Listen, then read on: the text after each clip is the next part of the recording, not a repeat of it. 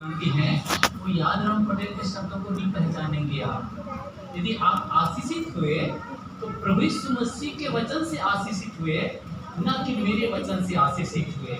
मेरे वचन से कोई आशीषित नहीं हो सकते हैं। जो चरवाहा है उसके वचन से, जो हमारा स्वामी है, हमारा प्रभु है, उसके वचन से आप लोग आशीषित होंगे और होना ही चाहिए, क्योंकि परमेश्वर जो है। और मैंने किस्सा भी सुनाया था आप लोगों को, है ना, मोना के बारे में, जिसने अपनी मम्मी की बात को नहीं सुनी। हमारा भी स्वामी जो है वो बार बार कहता है, क्या कहता है ना, जो जिसके सुनने के कान हो वो सुन ले कि आत्मा कलीसिया से क्या कहता है। बाइबल जो है सुनने के कान, है ना, हमारे ये जो कान है इसको हम लोग कान बोलते हैं ना, वास्तव में कान नहीं है। ये कान होने का एक अलग एक दिखावा है, ताकि ये बाहरी है।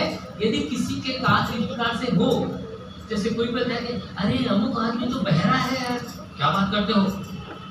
हाँ यार, वो सुनता नहीं है, लेकिन उसका तो कान है ना, उसका कान रहता है, नहीं रहता है। इसका मतलब ये कान नहीं है, ये कान नहीं है। कान तो सुनने के लिए होता है। यदि किसी के पास में सुनने का नहीं है तो बाइबल की भाषा में वो कान नहीं है। ठीक है, तो चलिए हम परमेश्वर के वचन में जाएं और एक छोटी सी प्रार्थना करते हैं।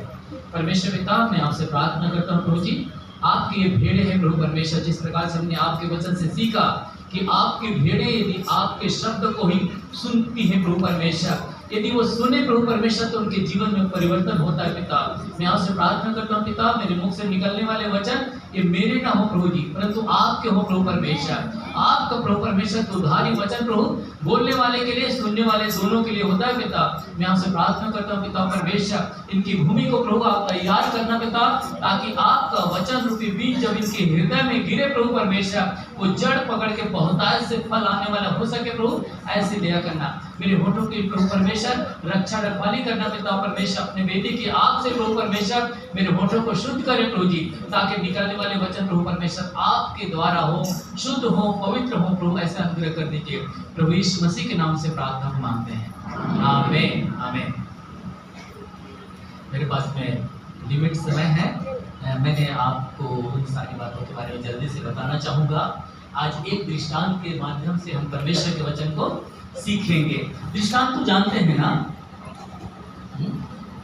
दृष्टांत को समझने के लिए ऐसा कहें कि इस संसार में जो समझने वाली जो भाषा होती है, समझने वाले शब्द हैं, उन शब्दों के माध्यम से परमेश्वर आत्मिक भेदों को बताते हैं। उसको क्या बोलते हैं? दृष्टांत बोलते हैं, ताकि सुनने वाले समझ जाएं।